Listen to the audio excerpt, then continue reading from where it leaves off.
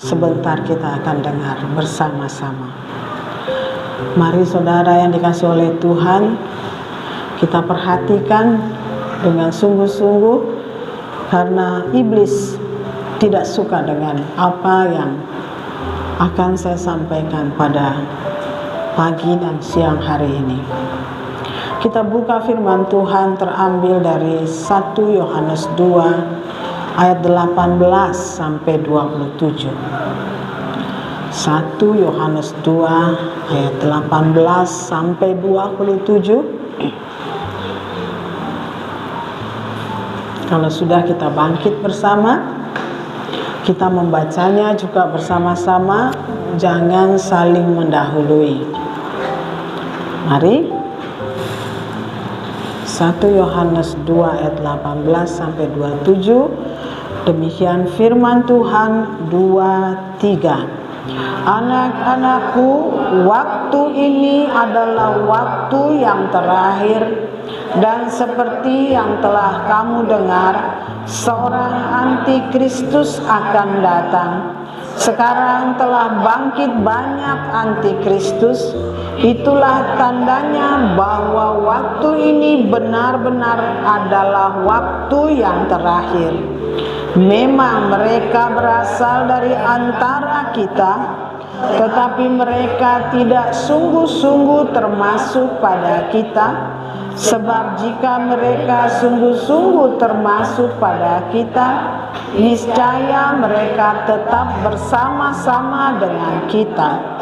Tetapi hal itu terjadi supaya menjadi nyata bahwa tidak semua mereka sungguh-sungguh termasuk pada kita.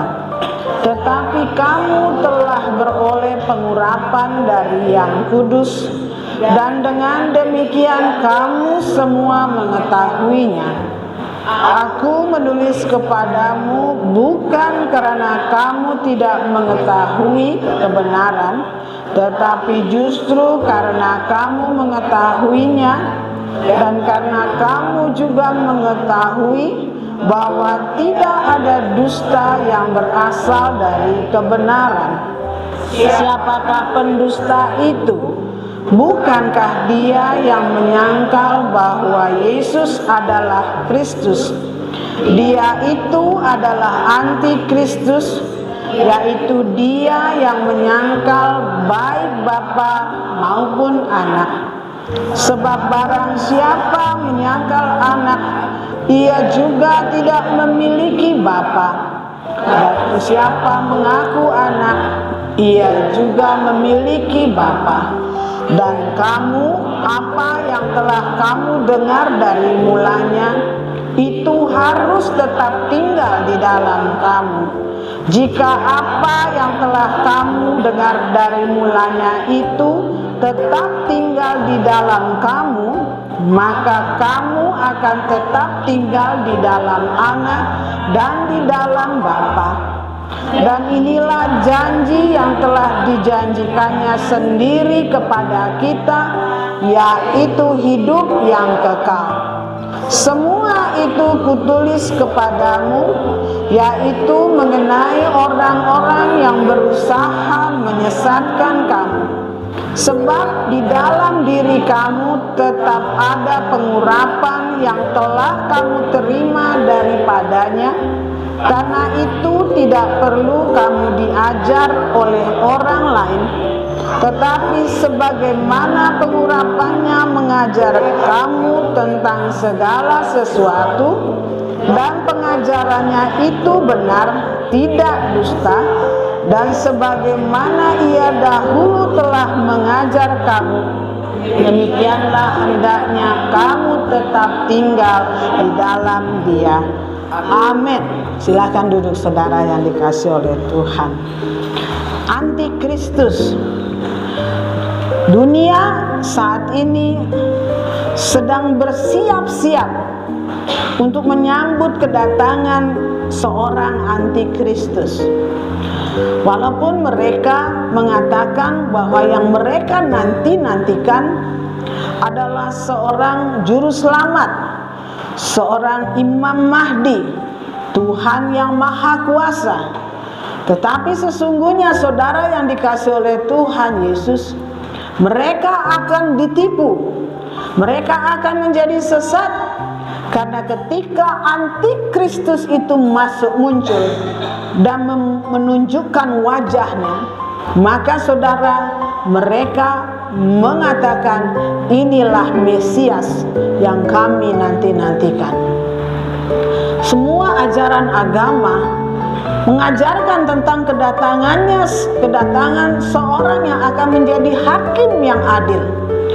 Tidak peduli agama apa itu. Tetapi Alkitab berkata, Alkitab mengajarkan hanya mereka yang mengerti kebenaran, hanya mereka yang tinggal di dalam kebenaran, hanya mereka yang menyimpan seluruh apa yang diajarkan firman Tuhan dan tinggal di dalamnya, mereka yang akan tahu dan mengenali bahwa dia yang sesungguhnya disebut sebagai Mesias itu ternyata adalah antikris. Sebab saudara yang dikasihi oleh Tuhan Yesus, perhatikan ini, kemunculan seorang antikristus, tokoh antikristus, saudara, itu adalah mendahului atau sebelum Tuhan Yesus datang. Karena memang kedatangan Tuhan Yesus tidak lagi menjadi juru selamat, saudara, tetapi menjadi hakim yang adil, menjadi raja di atas segala raja. Dan kedatangannya adalah untuk menghancurkan antikris dengan nafas hidungnya. Saudara yang dikasihi oleh Tuhan Yesus Kristus, Tuhan Yesus berkata, tokoh antikristus itu disebut sebagai si pembinasa keji yang akan mendatangkan penderitaan yang sangat besar. Ketika antikristus itu membuka wajahnya, menunjukkan jati dirinya, maka akan terjadi kesusahan yang sangat besar yang belum pernah bisa terbayangkan. Kita saat ini ada dalam masa kesusahan, ada ancaman krisis ekonomi, ada kegagalan panen di mana-mana, ada cuaca yang sangat-sangat menyengat, panas, gelombang panas yang membuat banyak orang mati. Saya dengar karena gelombang panas di India lebih dari 2.300 orang meninggal dunia. Ya, saya bersyukur Tuhan masih memberkati Indonesia melawat dengan suhu yang walaupun panas masih kita bisa tahan. Kita boleh melihat awan, kita boleh merasakan hujan. Kemarin di rumah saya hujannya lama, ya, padahal kali yang ada di dekat rumah kami sedang dikeruk. Ya, aduh Tuhan, hujan turun, ada penggeruk. Tuhan tolong orang yang mengeruk kali itu supaya tidak banjir. Ya, kita masih diberkati untuk itu. Tapi ketika masa antikristus itu muncul, datang, maka Tuhan menyebutnya itu sebagai masa kesusahan, penderitaan yang besar. Kita lihat di dalam Matius 24 ayatnya yang ke-15 sampai 22. Jadi apabila kamu melihat pembinasa keji berdiri di tempat kudus menurut firman yang disampaikan oleh Nabi Daniel, para pembaca hendaklah memperhatikannya. Maka orang-orang yang di Yudea harus melarikan diri ke pegunungan. Orang yang sedang di peranginan di atas rumah, janganlah ia turun untuk mengambil barang-barang dari rumahnya. Dan orang yang sedang di ladang, janganlah ia kembali untuk mengambil pakaiannya. Celakalah ibu-ibu yang sedang hamil atau yang menyusukan bayi pada masa itu. Berdoalah supaya waktu kamu melarikan diri itu jangan jatuh pada musim dingin dan jangan pada hari Sabat. Sebab pada masa itu akan terjadi siksaan yang dahsyat seperti yang belum pernah terjadi sejak awal dunia sampai sekarang, dan yang tidak akan terjadi lagi. Dan sekiranya waktu tidak dipersingkat, maka dari segala yang hidup tidak akan ada yang selamat. Akan tetapi oleh karena orang-orang pilihan waktu itu akan dipersingkat. Saudara, Tuhan Yesus berkata, kalau si pembinasa keji itu muncul, bersembunyilah. Pergilah. Ya, pergi ke gunungan, jangan ada di kota. Jangan pikirin mencoba menyelamatkan hartamu. Jangan kembali ke rumahmu, pergi, jauhkan dirimu dari pembinasa keji itu. Sebab dia akan mengadakan siksaan yang sangat besar. Kepada siapa? Kepada orang-orang percaya, kepada orang-orang Kristen, kepada gereja-gereja Tuhan, dan juga kepada bangsa Yahudi. Mereka akan melakukan penyiksaan yang sangat luar biasa dahsyat, sehingga Tuhan Yesus katakan, sekiranya waktu tidak dipersingkat, inilah kemurahan Tuhan. Tuhan akan mempersingkat masa kekuasaan antikris. Sekiranya waktu tidak dipersingkat, tidak ada yang bisa tahan. Orang-orang pilihan, anak-anak Tuhan, begitu besar penderitaan yang dilakukan oleh antikris. Alkitab berkata, bisa saja mereka akan jatuh dan tidak tahan. Saudara yang dikasihi oleh Tuhan Yesus, kalau engkau sedang hamil, kalau engkau menyusukan bayi, aduh sangat sulit. Engkau membutuhkan kebutuhan yang lain, aduh bagaimana engkau memperolehnya. Tetapi Tuhan katakan, bersembunyi.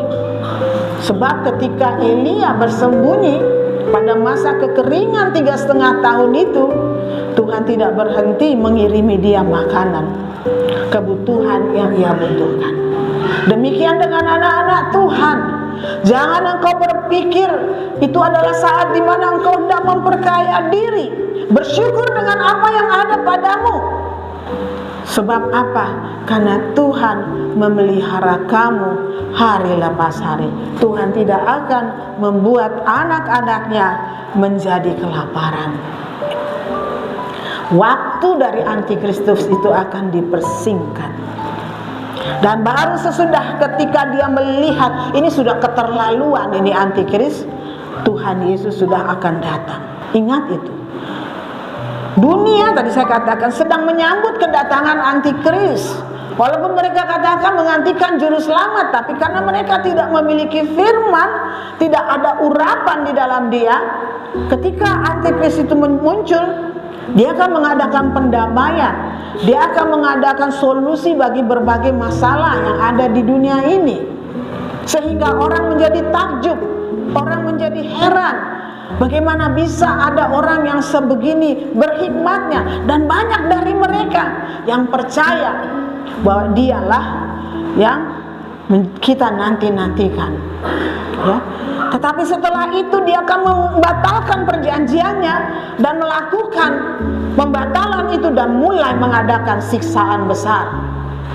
Saudara yang dikasihi oleh Tuhan, di dalam Matius 24 ayat 29 sampai 31 demikian dikatakan, segera sesudah siksaan pada masa itu, matahari akan menjadi gelap dan bulan tidak bercahaya, dan bintang-bintang akan berjatuhan dari langit, dan kuasa-kuasa langit akan goncang. Pada waktu itu tampak tanda Anak Manusia di langit, dan semua bangsa di bumi akan meratap, dan mereka akan melihat Anak Manusia itu datang di atas awan-awan di langit dengan segala kekuasaan dan kemuliaannya. Perhatikan ini. Dan ia akan menyuruh keluar malaikat-malaikatnya dengan meniup sangkakala yang dahsyat bunyinya. Dan mereka akan mengumpulkan orang-orang pilihannya dari keempat penjuru bumi, dari ujung langit yang satu ke ujung langit yang lain. Ketika siksaan besar begitu dahsyat dilakukan oleh antikris, tanda kedatangan Tuhan Yesus akan terlihat. Umat Tuhan akan berkata, this is it, ini dia. Tanda di mana aku harus bersiap. Sama seperti ketika 10 gadis dibangunkan dengan teriakan, mempelai datang, sambutlah dia. Mereka harus bangkit. Mereka harus bangun. Karena apa? Mempelai akan segera tiba. Tanda-tanda itu sudah ada dan mempelai wanita-wanita itu berdiri. Cuma bedanya adalah ada wanita yang bijaksana, penuh dengan Roh Kudus, penuh dengan urapan. Ada wanita yang bodoh yang membiarkan urapan yang ada padanya menjadi habis, dan mereka tidak bisa sampai ke perjamuan. Demikian tentang pengangkatan. Tuhan Yesus ajarkan, ada yang diangkat, ada yang tidak diangkat. 50% diangkat, 50% tertinggal. Siapa yang tertinggal? Kita tinggal melihat. Kriterianya adalah orang yang tidak memiliki persediaan minyak. Tuhan Yesus akan menyuruh malaikatnya meniup sangkakala yang dahsyat bunyinya. Kalau Rasul Paulus mengatakan pada sangkakala terakhir kita semua akan diubahkan. Mula-mula yang mati di dalam Kristus akan dibangkitkan, dan yang tinggal, yang percaya kepada Tuhan Yesus, dia akan diangkat. Kita akan bertemu dengan Tuhan Yesus. Saudara yang dikasihi oleh Tuhan, orang yang tidak percaya, percaya, yakin Mesias akan datang. Tetapi kita tahu Yesus yang akan datang, itu yang akan kita nanti-nantikan. Kapan Yesus kembali? Mari kita bangkit berdiri. Kapan Yesus kembali? Kapan Yesus kembali ke dalam dunia ini? Sungguh tak lama. Kapan Yesus kembali? Kapan Yesus kembali? Kapan Yesus kembali ke dalam dunia ini? Sungguh tak lama lagi. Betapa senang hatiku bila sudah bertemu. Hatiku sangat rindu pada Yesus Tuhan. Sekali lagi, kapan Yesus kembali? Kapan Yesus kembali ke dalam dunia ini? Sungguh tak lama lagi. Betapa senang hatiku bila sudah bertemu. Hatiku sangat rindu pada Yesus Tuhanku. Tak lama lagi Tuhan datanglah. Tak lama lagi Tuhan datanglah. Siapkan dirimu, bangunlah segera, pandang ke atas, Maranatha.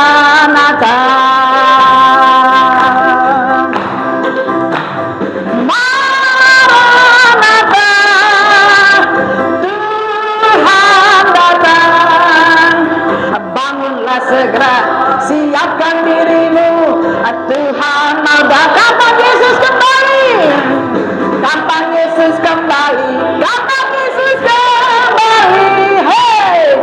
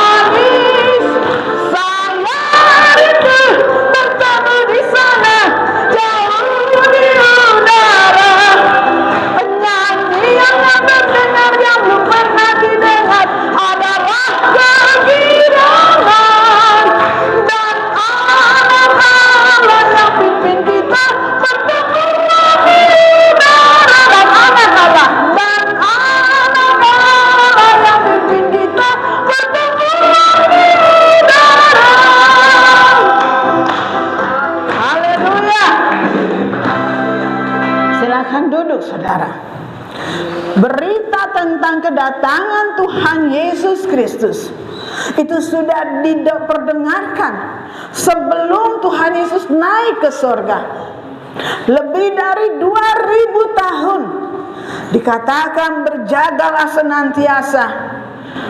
Waktunya akan datang, aku akan datang kembali dengan cara yang sama ketika aku pergi ke surga.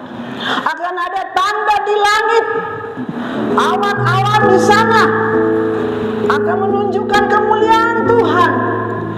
Dan sangkakala terakhir diperdengarkan dengan luar biasa. Mereka yang lebih dahulu meninggal, namun setia memelihara firman Tuhan, setia tinggal di dalam kebenaran, mereka akan mendengar sangkakala itu dan mereka menjadi dibangkitkan dan mereka diangkat ke awan-awan. Baru sesudah itu, ketika kita yang masih hidup, yang masih tinggal, tetapi kita boleh menjadi orang yang memelihara firman dan senantiasa memohon urapan Roh Kudus Tuhan, kita akan diubahkan seketika. Tubuh kita menjadi baru dan kita akan diangkat sampai di awan-awan permaisana. Saudara yang dikasihi oleh Tuhan Yesus, banyak orang mencemooh sejak zaman kakek moyang kami, berita tentang kedatangan Tuhan Yesus diperdengarkan, namun tidak kunjung datang. Bukan soal kapan datangnya, saudara, bukan itu yang Tuhan mau. Tetapi kita boleh belajar dari hamba-hamba Tuhan. Sejak mereka menerima Roh Kudus, sejak mereka mengerti apa yang menjadi kehendak Tuhan, mereka selalu bersikap berjaga-jaga, dan mereka berharap kedatangan Tuhan Yesus ada pada saat mereka masih hidup. Itu sebabnya mereka menjadi orang yang setia sampai akhir, setia memegang teguh kebenaran, setia memegang perintah Tuhan dan melakukan dengan taat. Mereka menjadi orang-orang yang terus bersaksi walaupun nyawa bisa menjadi taruhannya. Mereka tidak peduli akan keberadaan mereka. Mereka tidak peduli apakah mereka lapar, apakah mereka kekurangan, apakah mereka dipojokkan. Mereka tidak pernah bisa berhenti untuk memberitakan kerajaan Allah sudah sungguh sangat dekat. Bertobatlah dan percayalah kepada Tuhan Yesus. Itulah sebabnya ketika sangkakala itu diperdengarkan dengan sangat dahsyat, mereka menjadi orang-orang yang lebih dahulu mengalami pengangkatan.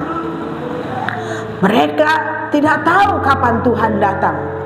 Mereka tidak bisa tahu kapan Tuhan Yesus datang. Kita juga tidak pernah bisa tahu kapan Tuhan Yesus datang. Tapi kita tahu satu hal. Kita tahu Dia pasti akan datang kembali.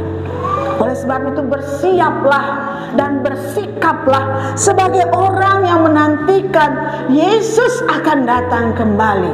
Maranatha, Tuhan datang, bangunlah segera, siapkan dirimu, Tuhan mau datanglah. Kita yakini, karena firman Tuhan mengatakan demikian. Saudara yang dikasihi oleh Tuhan Yesus, Alkitab berkata, Antikristus memang merancangkan satu pekerjaan, yaitu mengadakan penderitaan atau siksaan yang besar bagi setiap manusia, terutama orang percaya, terutama orang-orang Israel, saudara. Mereka akan mengalami kesusahan itu. Tapi sekali lagi saudara harus ingat, waktunya akan dipersingkat. Tuhan tidak tinggal diam, biji matanya diudik-udik. Tuhan tidak tinggal anak-anaknya diperlakukan, disudutkan sehingga mereka menjadi ada dalam bahaya. Tidak. 2 Tesalonika 2 ayat 3 sampai 8. Demikian firman Tuhan. Janganlah kamu memberi dirimu disesatkan orang dengan cara yang bagaimanapun juga. Sebab sebelum hari itu, hari kedatangan Tuhan Yesus, hari pengangkatan kita, haruslah datang dahulu murtad. Datanglah dahulu apa? Murtad, dan haruslah dinyatakan dulu manusia durhaka yang harus binasa. Siapa itu manusia durhaka? Yaitu lawan yang meninggikan diri di atas segala yang disebut atau yang disembah sebagai Allah. Bahkan ia duduk di bait Allah dan mau menyatakan diri sebagai Allah. Tidakkah kamu ingat bahwa hal itu telah kerap kali kukatakan kepadamu ketika aku masih bersama-sama dengan kamu? Dan sekarang kamu tahu apa yang menahan dia, sehingga ia baru akan menyatakan diri pada waktu yang telah ditentukan baginya. Karena secara rahasia kedurhakaan telah mulai bekerja, tetapi sekarang masih ada yang menahan. Kalau yang menahannya itu telah disingkirkan, pada waktu itulah si pendurhaka baru akan menyatakan dirinya. Perhatikan ini. Ini paling saya suka ini. Tetapi Tuhan Yesus akan membunuhnya dengan nafas mulutnya dan akan memusnahkannya kalau ia datang kembali. Haleluya. Saudara yang dikasihi oleh Tuhan, dikatakan di sini saudara, sebelum hari itu haruslah datang dahulu murtad. Dan saudara perhatikan, secara rahasia kedurhakaan telah mulai bekerja.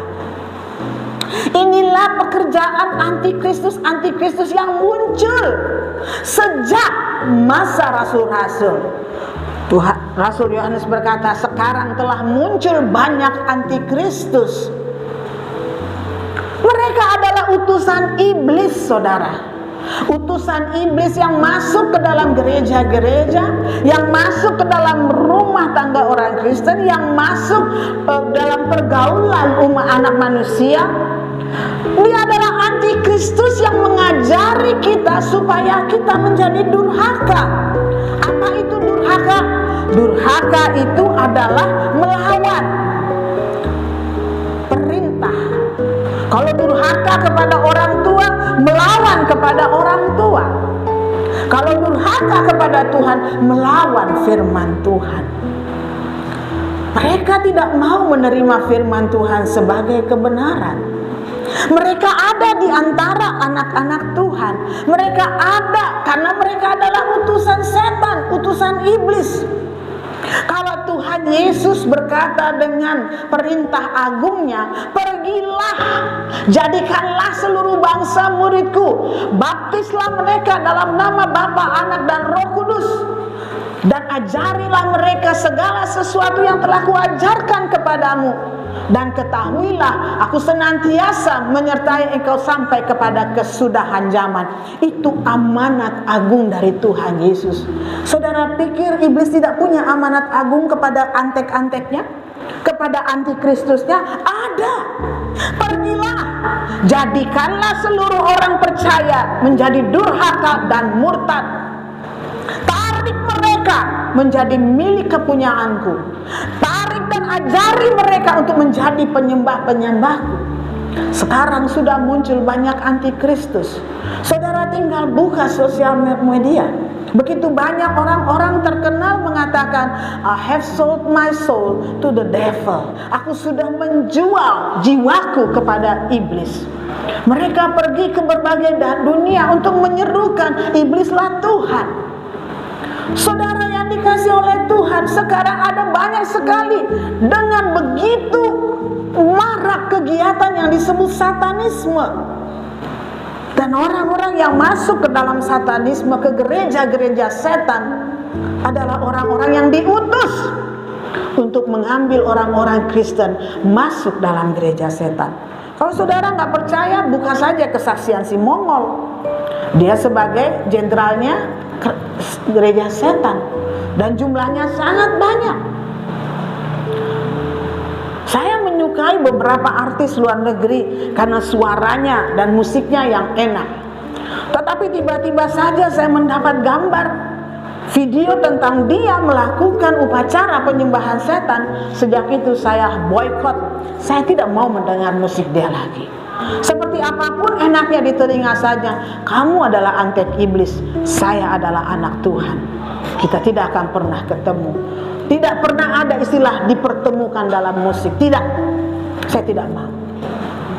Ya saudara yang dikasih oleh Tuhan Yesus, iblis juga mengatakan kepada antek-anteknya, kepada antikris itu, saudara, pergi, sesatkan dunia, sesatkan dengan kebohongan. Ya, ketika iblis membujuk Hawa untuk memakan buah pengetahuan yang baik, pengetahuan yang buruk, apa yang dikatakan iblis pertama kali? Tentulah Tuhan berkata, semua pohon yang ada dalam taman ini tidak boleh kamu makan, bukan? Apa yang dikatakan oleh iblis? Dusta. Dusta. Dan sekarang iblis berusaha membuat seluruh manusia percaya kepada dusta. Itu suara siapa yang ngobrol ya? Jangan ada yang ngobrol.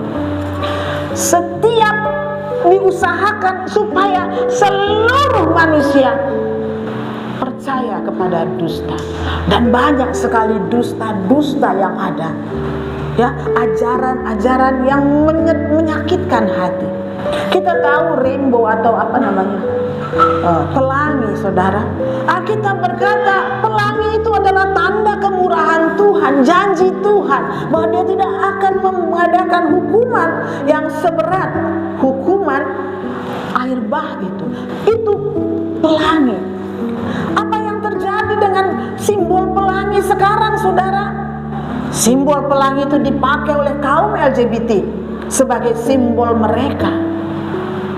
Mereka menghina firman. Anak-anak mana ada yang ingat bahwa pelangi itu adalah lambang kasih Tuhan. Mereka hanya tahu itu LGBT. Ada itu namanya film apa tuh? Semuanya serba rainbow. Oh, kita perhati, anak-anak suka sekali kartun. Tetapi ujung-ujungnya akan diajarkan tentang LGBT kepada anak-anak. Tanpa saudara sadari, anak-anak saudara yang masih balita bertumbuh kelak satu saat, walaupun tidak seperti di Amerika gilanya, mereka berpendapat LGBT adalah hak asasi manusia. Semua orang berhak untuk memilih pilihan jenis kelaminnya. Dipakai rainbow. Gereja-gereja yang membolehkan LGBT, mereka juga memakai stola, tapi harus gambar pelangi. Gereja dengan lambang pelangi. Yesus adalah satu-satunya jalan kepada Bapa. Amin. Tapi baru-baru ini ada seorang hamba Tuhan, seorang profesor dari sebuah sekolah tinggi ternama, sekolah tinggi teologi. Dia dengan gampangnya berkata, sudah waktunya Kristen memikir ulang tentang konsep keselamatan dan mengubah Yohanes 14 ayat 6. Tentulah semua buah dari taman ini tidak boleh kamu makan. Ini yang sedang dikerjakan iblis, memutar balik firman, meniadakan firman.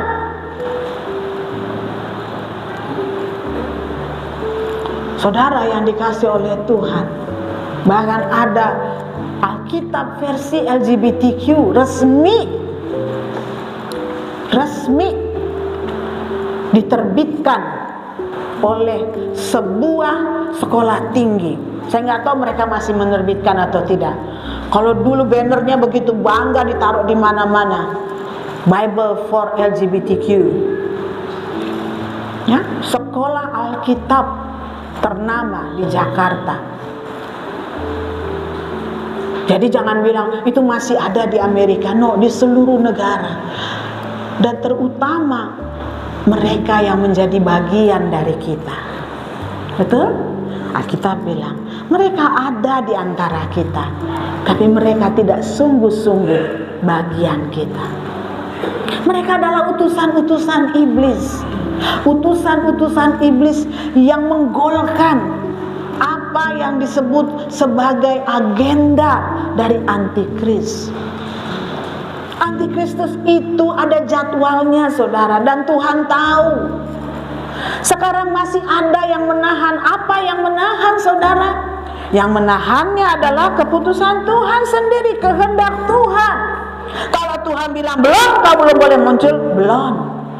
Kita lihat di dalam 1 Tesalonika 4 tadi. Banyak orang berkata ini artinya pengangkatan, diangkat dulu. Tidak, saudara, saya tidak melihat itu, karena Tuhan Yesus berkata orang pilihan, untuk orang pilihan waktunya dipersingkat. Itulah sebabnya dikatakan, dan kamu tahu apa yang menahan dia, sehingga ia baru akan menyatakan diri pada waktu yang telah ditentukan baginya. Yang menahannya itu adalah waktu Tuhan.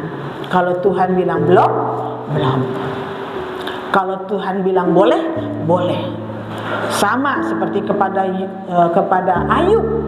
Kau lihat tidak, anakku Ayub, hambaku Ayub. Ya, saudara yang dikasih oleh Tuhan, terang aja dia selalu setia kepadamu, Tuhan. Coba kau biarkan aku menjamah tubuhnya, pasti dia akan meninggalkan engkau. Tuhan izinkan, boleh, tapi kamu jangan senggol nyawanya. Hartanya habis, badannya sakit, tapi nyawanya tidak bisa dijamah. Kenapa? Karena memang Tuhan menahannya.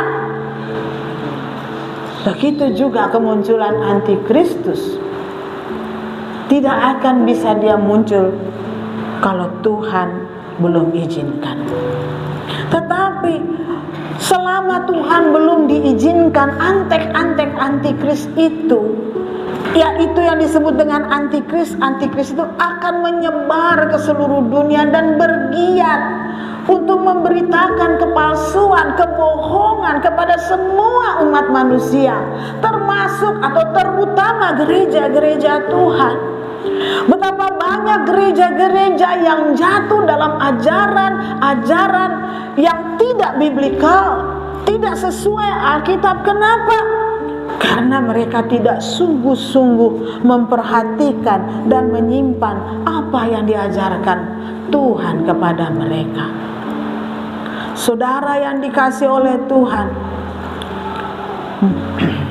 orang-orang yang diutus iblis itu bekerja dengan giat, saudara. Bekerja dengan giat. Setelah mereka berusaha membuat orang-orang itu durhaka, mereka juga berusaha membuat orang-orang percaya menjadi murtad. Mereka akan mengajar, mereka akan mengajak, mereka akan membujuk orang-orang percaya untuk menyangkal bahwa Yesus adalah juru selamat, Yesus adalah Kristus. Mengajak manusia untuk percaya bahwa Yesus bukan Tuhan. Ya, bukan Tuhan. Banyak sekarang apologet agak kewalahan kalau ditanya, kok Tuhanmu mati? Mereka tidak bisa ini akhirnya terjadi pertengkaran. Kok Tuhanmu itu manusia? Mereka menjelaskan dengan benar, tetapi penjelasan mereka itu mengundang, ada kalimat yang mengundang perdebatan, akhirnya menimbulkan perdebatan yang tidak ada ujungnya.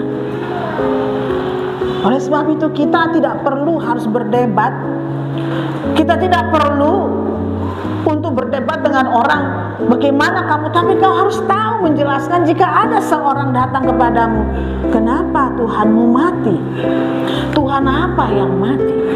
Kenapa Tuhanmu itu manusia? Manusia kok bisa jadi Tuhan? Kita harus bisa memberikan penjelasan. Jika ada orang datang, kenapa bisa? Karena ada ajaran yang selalu kita simpan, kita tidak lupakan. Itu tadi dikatakan, jika pengajaran, jika firman yang sudah sejak mulanya kamu sudah terima, kamu simpan, itu artinya kamu tinggal di dalam Dia, kamu tinggal di dalam Bapa. Jika urapan itu ada padamu, engkau tidak akan menjadi tersesat. Engkau bahkan bisa mengenali antikris yang muncul, roh-roh penyesat. Engkau akan tahu. Saudara, kalau antikris, antek-antek itu bekerja dengan giat, bagaimana dengan Anda sebagai anak-anak Tuhan? Bagaimana dengan gereja Bethel Injil sepenuh di Jalan Baladewa sebagai anak-anak, kumpulan anak-anak yang dipanggil keluar dari kegelapan kepada terang Tuhan yang ajaib? Bagaimana kita menjadi saksi Tuhan? Kau harus bergiat, lebih giat dari antikris itu bekerja. Kenapa? Karena kepada kita Tuhan memberikan kuasa yang sangat besar untuk menjadi saksi. Dan kamu akan menjadi saksi. Saksiku, kata Tuhan Yesus, jika Roh Kudus turun ke atasmu, engkau akan bersaksi mulai dari Yerusalem, Yudea, Samaria sampai ke ujung bumi. Engkau bersaksi kepada anak-anakmu, engkau bersaksi kepada tetanggamu. Jika ada dalam keluargamu, anggota keluargamu, anakmu, suamimu, istrimu yang belum datang kepada Tuhan, saudara harus bersaksi kepada mereka. Saudara harus berkata kepada mereka, "Nak, jangan tinggalkan Tuhan Yesus. Kembali kepada Tuhan Yesus." Dan jangan putus asa ketika mereka menolak.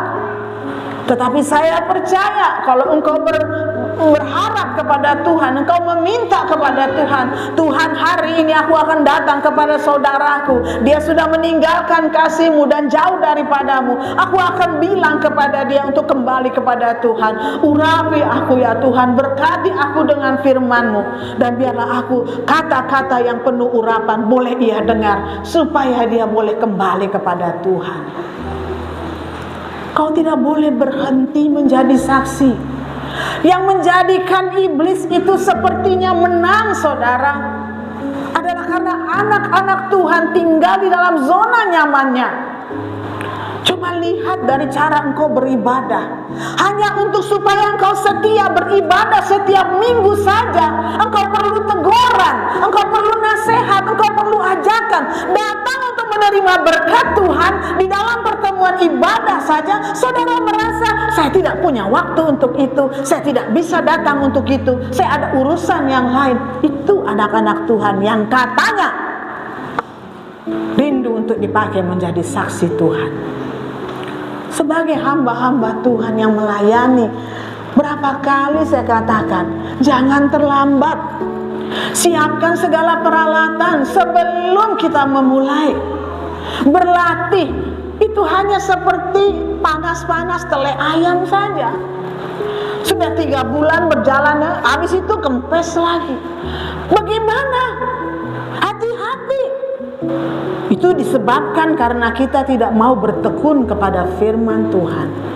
Kalau kita tidak bertekun mendengar firman Tuhan, mendengar ajaran dari firman Tuhan, saudara, maka kedagingan akan kuat di dalam kita. Kedagingan kita akan kembali membujuk kita untuk datang kepada nafsu kedagingan. Tuhan memberikan kepada kita firman dan urapan. Oleh sebab itu janganlah kita berhenti setiap harinya memohon. Kiranya urapan yang daripadamu memenuhi hamba-Mu. Kiranya urapan yang daripadamu mengajarkan hamba-Mu akan segala jalan-jalan-Mu yang harus aku tempuh. Kiranya urapan yang daripadamu menyertai hamba-Mu, supaya ketika aku menaruh tanganku di atas orang sakit, urapan yang daripadamu yang penuh kuasa, yaitu kuasa di dalam nama Tuhan Yesus membangkitkan dan menyembuhkan orang sakit. Kiranya urapan yang daripadamu memenuhi aku. Ketika ada orang berputus asa datang kepadaku, segala perkataanku boleh membawa kelegaan kepadanya. Sudahkah kita melakukan itu setiap hari? Itulah tugas orang Kristen. Susah saya ngomong sama suami saya. Kenapa? Suami saya udah gak mau dah kalau disuruh ajak berdoa malam. Udahlah kamu aja. Banyak pria-pria seperti itu. Padahal rahasia kekuatan kita adalah ketika kita ada di kaki Tuhan. Segala kelemahan kita Tuhan tahu, dan Dia sanggup untuk menutupinya dengan kekuatannya. Banyak saya tahu yang awal-awalnya mengadakan doa malam, tapi sekarang sudah mulai undur. Saya nggak punya waktu, saya pulangnya malam, segala alasan. Kalau tidak bisa doa malam, doa pagi. Engkau punya waktu untuk buka internet, main game, lihat WhatsApp, lihat Facebook, lihat Instagram, tapi engkau tidak punya waktu untuk berdoa kepada Tuhan.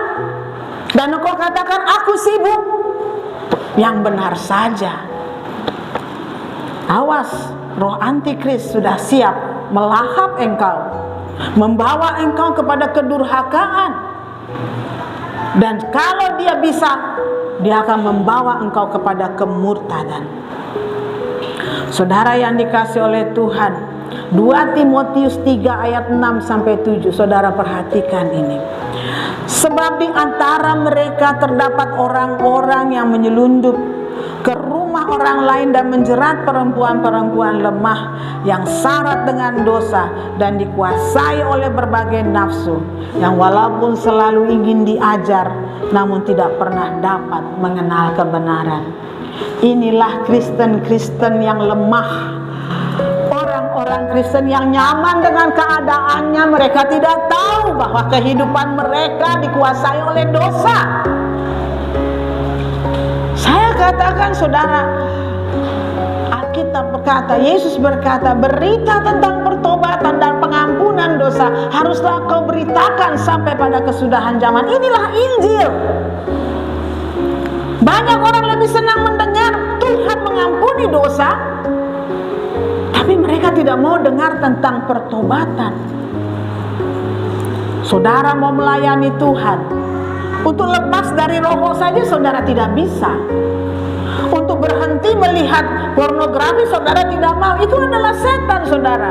Kalau saudara tidak sanggup untuk berhenti dari rokok, tidak sanggup berhenti dari pornografi, tidak sanggup berhenti dari judi, tidak sanggup berhenti dari marah-marah, tidak pernah tenang, awas, ada ikatan di dalam ikatan kuasa kegelapan, dan saudara perlu dilepaskan. Siapa yang bisa melepaskan? Yesus. Banyak orang yang ingin diajar tapi tidak bisa diajar karena mereka hidup di dalam nafsu, di dalam pengertiannya sendiri. Tuhan Maha tahu. Begini, seharusnya gereja jangan begini, seharusnya begini, seharusnya terus, seolah-olah dia yang paling tahu. Antikristus akan mudah menjerat mereka yang lemah dan dikuasai berbagai nafsu.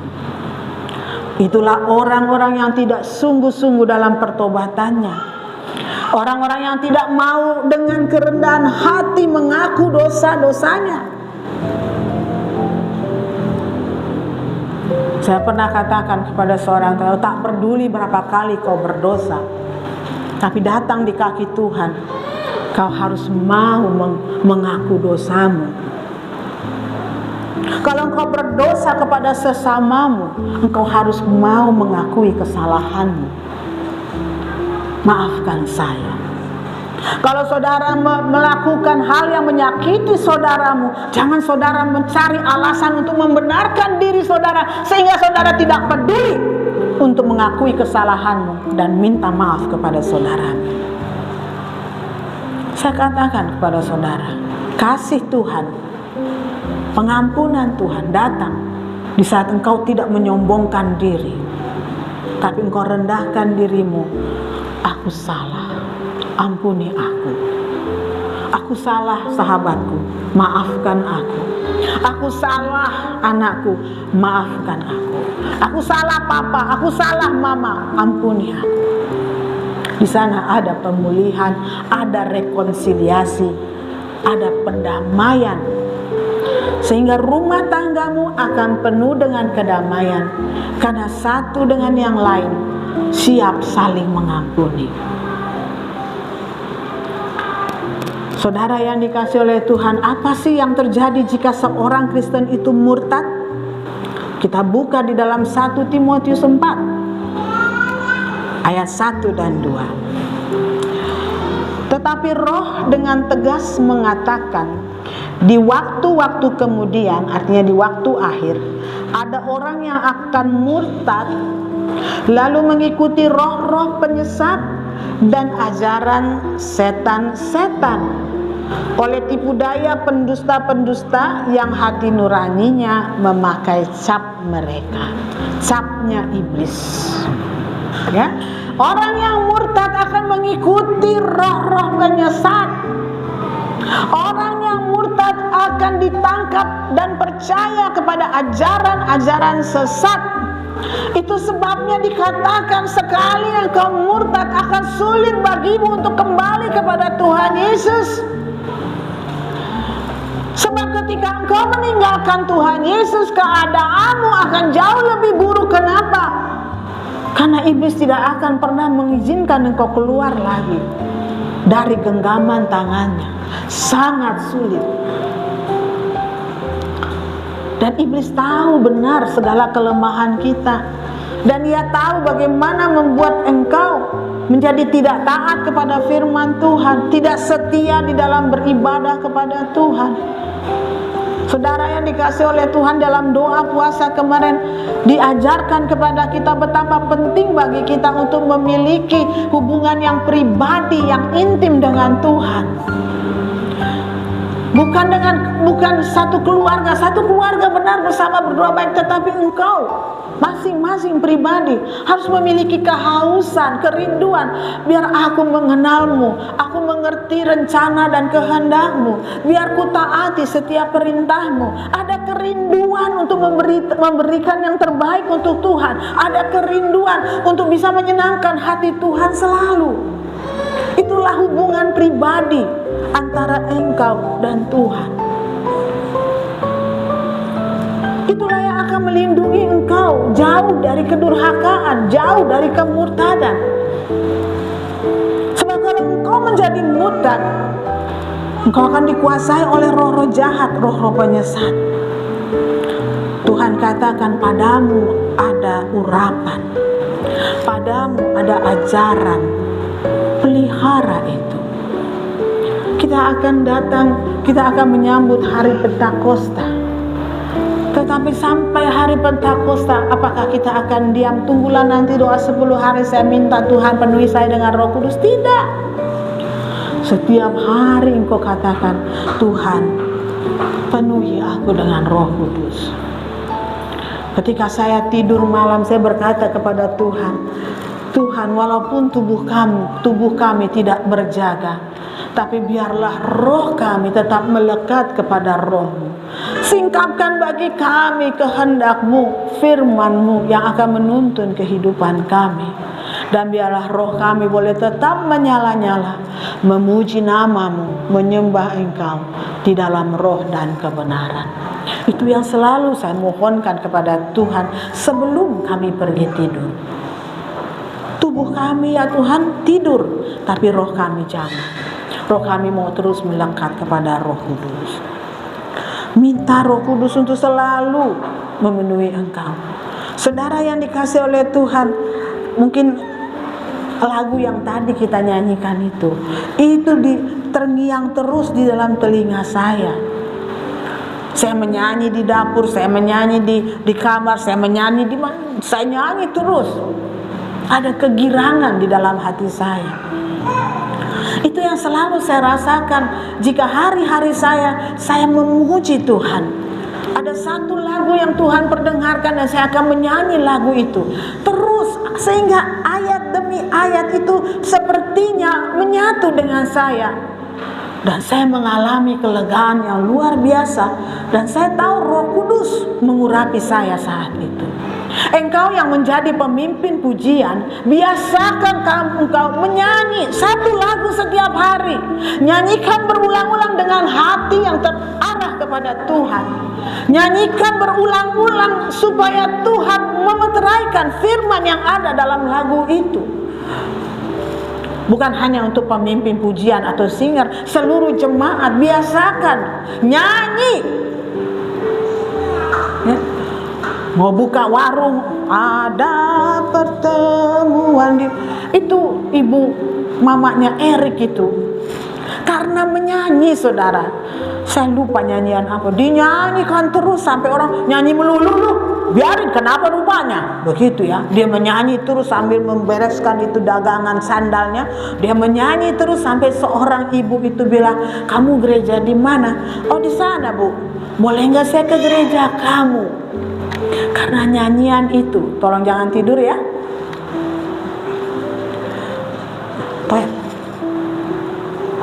Ya.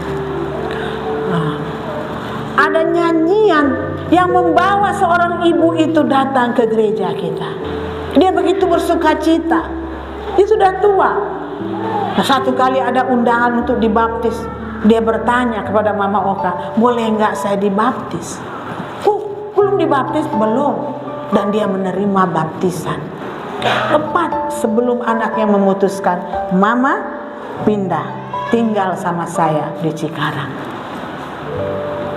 Tapi lewat nyanyian itu loh saudara, ada kuasa yang berbicara kepada ibu itu, namanya Ibu Lani saya ingat.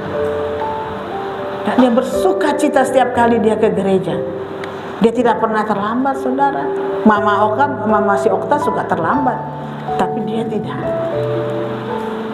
Kasih Tuhan luar biasa bekerja. Nyanyi saudara. Menyanyi itu menyembah di dalam roh dan kebenaran. Itu juga mendatangkan kelegaan.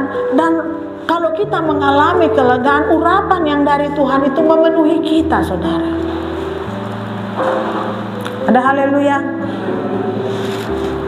Saudara yang dikasihi oleh Tuhan, sekali lagi, jika antikristus yang sudah bermunculan dan semakin banyak di dunia ini, dia giat bekerja demi satu agenda untuk munculnya tokoh yang akan dia sembah, diutamakan, yaitu antikris, yang tidak lain adalah antikris iblis sendiri. Jika dia bekerja demikian rupa, maka hendaklah kita juga giat bekerja menjadi saksi. Jangan sampai ada satu keluargamu yang tertinggal pada saat sangkakala dibunyikan. Jangan ada satu kenalanmu yang tertinggal saat sangkakala dibunyikan. Jangan ada satu pun di gereja ini yang tertinggal saat sangkakala dibunyikan. Saudara tahu, kurang lebih 20 tahun atau 25 tahun yang lalu, di sini ada penampakan. Gereja ini sepertinya menjadi pintu sebuah bahtera. Dan sepertinya kita ingat itu bahteramu. Pintunya terbuka. Dan di situ ada ibu gembala, hanya ibu gembala. Dan dia berteriak kepada seluruh jemaat, "Bangkit, masuk, masuk, masuk semua." Dan seluruh jemaat yang ada di gereja ini bangkit dan masuk. Ada beberapa yang tidak mendengar, ada beberapa yang pergi. Tetapi dalam penglihatan itu, hampir semua mereka masuk ke dalam bahtera Nuh itu sebelum air bah itu ditumpahkan. Saya tidak cerita ini, tetapi saya masih mengingat ini sebagai apa yang Tuhan Yesus berikan kepada jemaat ini. Saya catat. Dan itulah sebabnya dalam doa saya tidak berkeputusan, saya memohon kiranya Tuhan menyelamatkan kami. Kesusahan besar boleh terjadi, tapi kami tetap selamat. Kami tidak akan mengingkari iman percaya kami, karena kami percaya kepada Juru Selamat. 1 Yohanes 4 ayat 1-6 dikatakan, "Saudara-saudaraku yang kekasih, janganlah percaya akan setiap roh, tetapi ujilah roh-roh itu apakah mereka berasal dari Allah. Sebab banyak nabi-nabi palsu yang telah muncul dan pergi ke seluruh dunia. Demikianlah kita mengenal roh Allah. Setiap roh yang mengaku bahwa Yesus Kristus telah datang sebagai manusia berasal dari Allah. Dan setiap roh yang tidak mengaku Yesus tidak berasal dari Allah. Roh itu adalah roh antikristus. Dan tentang dia telah kamu dengar bahwa ia akan datang. Dan sekarang ini ia sudah ada di dalam dunia. Kamu berasal dari Allah, anak-anakku, dan kamu telah mengalahkan nabi-nabi palsu itu. Sebab roh yang ada dalam kamu lebih besar daripada yang ada daripada roh yang ada di dalam dunia. Mereka berasal dari dunia, sebab itu mereka berbicara tentang hal-hal duniawi dan dunia mendengarkan mereka. Kami berasal dari Allah. Barang siapa mengenal Allah, ia mendengarkan kami. Barang siapa tidak berasal dari Allah, ia tidak mendengarkan kami. Itulah tandanya roh kebenaran dan roh yang menyesatkan. Antikris pada prinsipnya sederhana saja. Dia berusaha membuat engkau tidak mengaku bahwa Yesus adalah Tuhan. Dia akan membuat engkau tidak mengingat dan berharap dan percaya kepada Tuhan sebagai Yesus sebagai Tuhan dan Juru Selamat. Itulah sebabnya firman Tuhan katakan, kuduskanlah Yesus sebagai Tuhan setiap hari. Kau harus percaya, bersandar dalam kehidupannya. Saudara, mari, ini saatnya Tuhan Yesus sudah akan kembali. Ini saatnya kita bangkit. Kita menanti-nantikan. Kita tidak tahu kapan, tetapi kita tidak bisa bilang masih lama, sebab segala tanda-tandanya sudah digenapi. Dan tidak ada alasan bagi kita mengatakan Yesus pasti akan menunggu saya. Tidak, engkau harus siap terlebih dahulu, baru engkau akan selamat. Kiranya kita semua menerima berkat firman Tuhan pada siang hari ini. Tuhan Yesus memberkati. Immanuel. Haleluya.